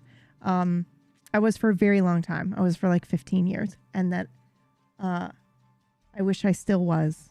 But I don't take enough care of myself to not do it. I meant words in past, yeah. Eyeballing is how I work in the kitchen. Yeah, me too, man. I go based on I don't know. You know how the other day we were talking about on, what was it? I think it might have been Genesis, which is tomorrow, guys. All right. So the reason right now, Thursdays are going to be like this. They're going to be chill. We're going to be reading. I might boot up some Final Fantasy. We might play some very simple games. I tried to get Bloodlines working today, but I'm really glad that it kind of didn't. Because for a little while until I get my groove on, my brain is melted after doing the show yesterday, right? Dumb on Wednesday, and then I run another show tomorrow. So, and I've never done that before where they've been sandwiched like that, right, guys? Sunday, Friday and Sunday. I did it with Deathless a little bit.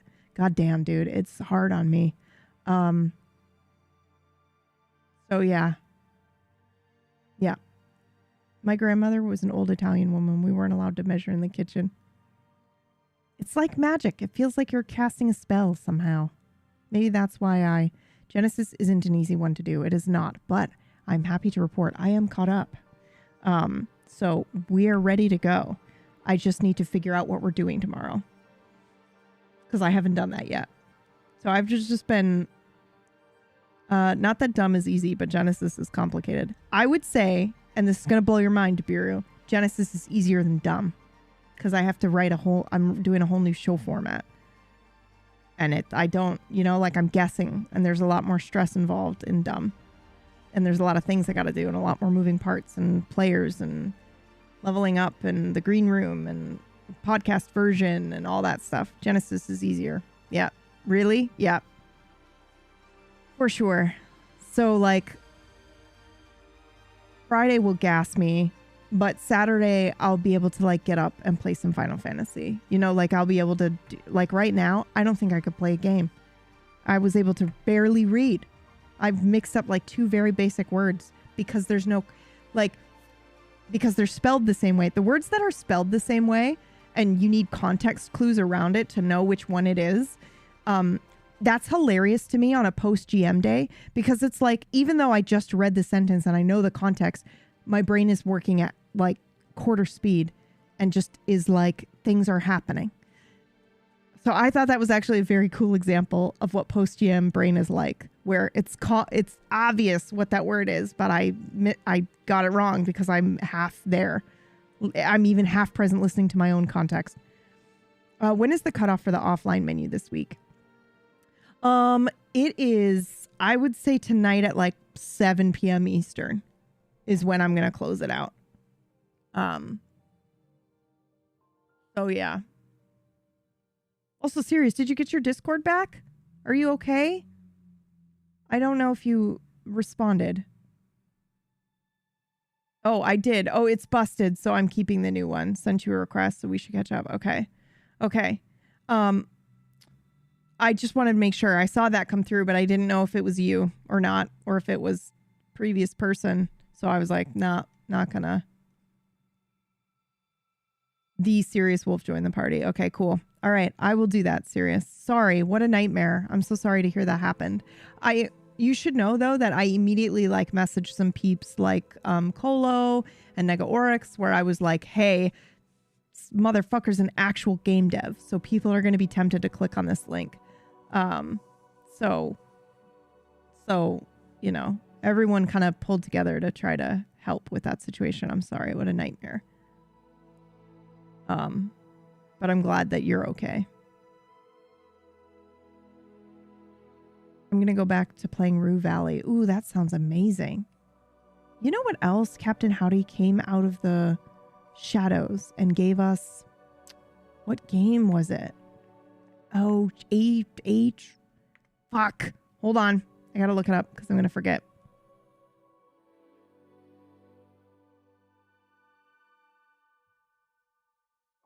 Will it tell me? Ooh, we also have Tiny Bookshop.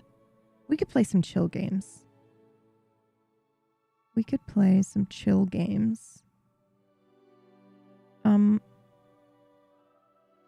Recent activity? How do I find things that I grabbed but didn't install yet?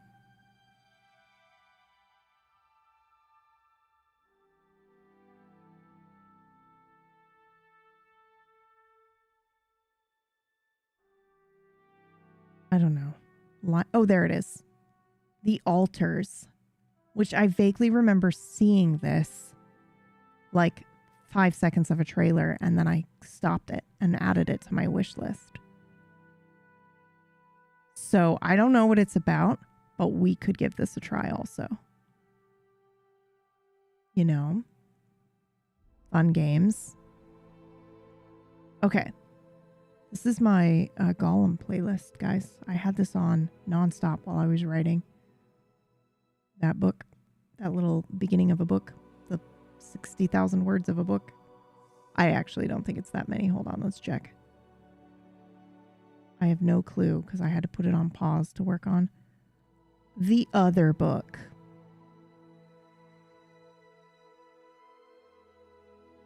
Where you be?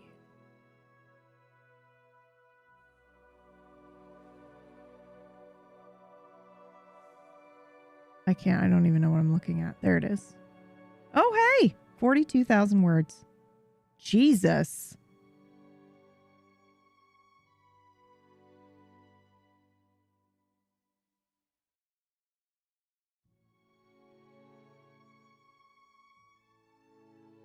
Wow. Okay. That's the full thing. The like including drafts and notes and stuff. The actual like book is at 22,502 words. 22,000 words. That's crazy. That's a lot of words. That's a lot of words. Okay. I love you guys. I'm stalling because I don't want to leave, but I need to stretch my back. And I need to make some cinnamon rolls. Let's see who's live. I like hanging out with you guys. We always have a good time.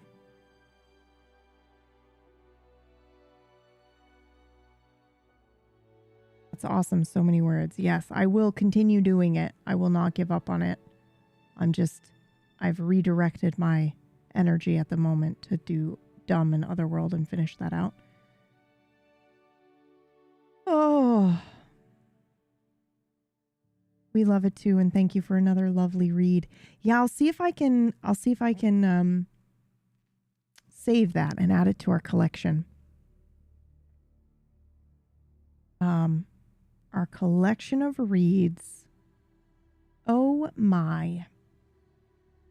Oh, we got Orcish Live playing Cyberpunk for the first time, so why don't we go ahead and give him a raid? We haven't raided him in a while. And it's weird not seeing him once a week on Deathless. So let's go do that. And don't finish this coffee, peeps. Put it down. You didn't finish it in time. It's now 2:30. You want to be up forever? It is unsweetened. It is unsweetened and unsalted. Okay. I love you guys. I will see you tomorrow at 2 p.m. on Table Story. And if that's not your thing, I totally get it. I will see you on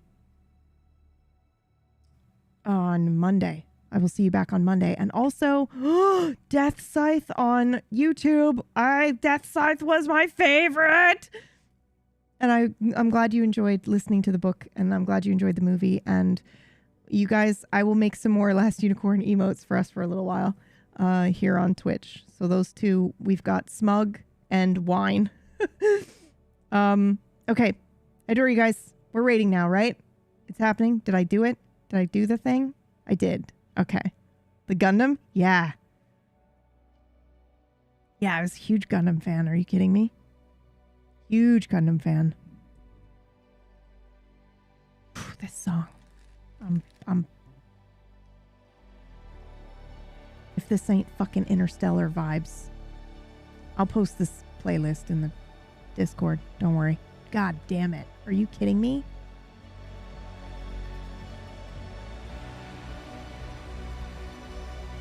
Yeah.